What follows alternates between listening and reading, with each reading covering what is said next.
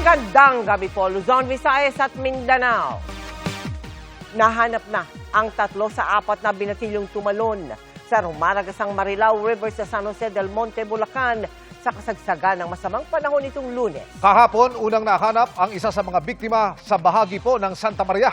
Natukoy ang biktima dahil sa suot niyang bracelet. Mga kapuso, iba yung ingat po lalo't tuloy-tuloy ang mga pag-ulan. Nakatutok si Gabriel Gonzalez.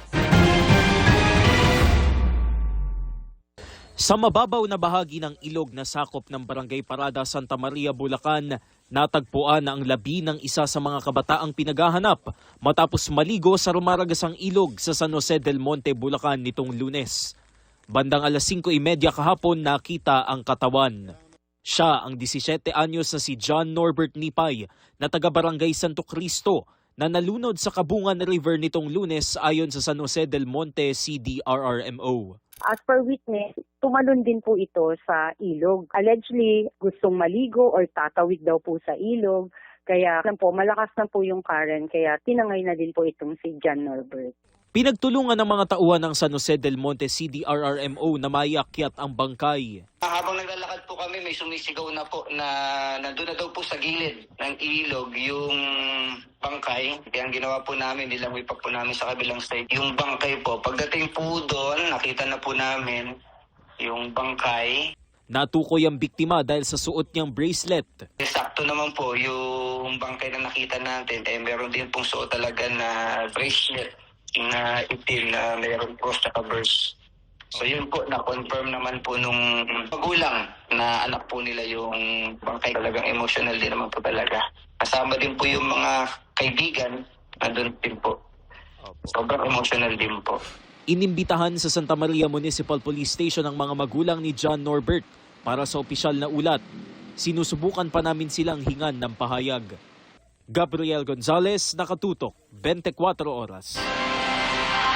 Sa bayan ng Marilao naman nahanap ang 2 pang binatilyo, 15 kilometro layo niyan sa ilog kung saan sila naligo. Isa na lang ang patuloy na hinahanap. Nakatutok live si Oscar Hoyda. Oscar. Yes, Mel, matapos nga matagpuan kagabi sa Santa Maria, Bulacan ang isa sa 4 na binatilyong tinangay ng malakas na tubig sa San Jose del Monte, Bulacan.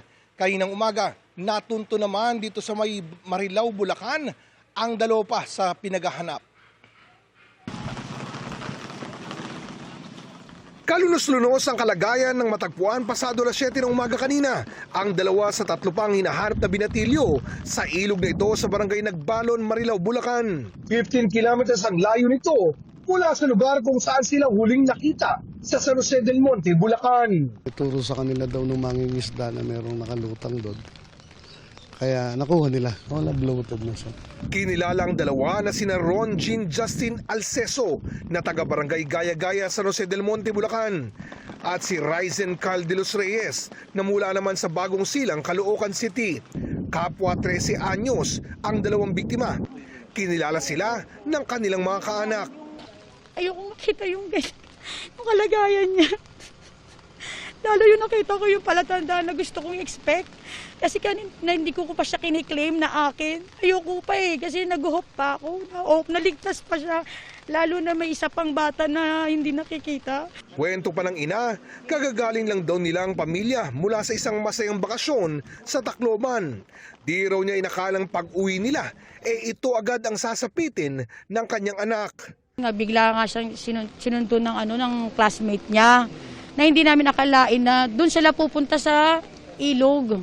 Oo na, yun nga na bakit nga wala nagsabi na tumaas ang level ng tubig, na wala man lang nagsaway. Dapat may nagbantay po doon. Pero ayon sa pamunuan ng barangay Gaya-Gaya na nakakasakop ng ilog kung saan nag-swimming ang mga binatilyo. Tanghali pa lang ng Agis nagpapaikot na tayo ng mga tanod at nakamonitor ako dyan. Mahaba lang kasi masyado yung aming area. Nasa mga 2 to 3 kilometer yung ilog namin. Nasakop hindi naman lahat hindi naman kaya lahat bantayan ng mga tanod.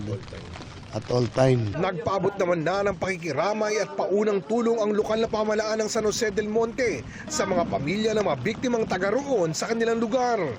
Muli namang paalala ng mga kinaukulan sa publiko. Kapag kaalam ninyo na mataas ang level ng tubig sa kailugan, wag na po tayong maligo. Wag niyong isapalaran ng inyong buhay sa panandaliang kaligayahan na idudulot ng paliligo sa dagat, panguhuli ng isda.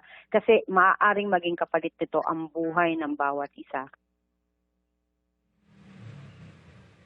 Samantala, Mel, patuloy ang paghahanap sa isa pang nawawala. Partikular, itong binatilyong taga-Kamarin, Caloocan. Mel? Maraming salamat sa iyong Oscar Oida.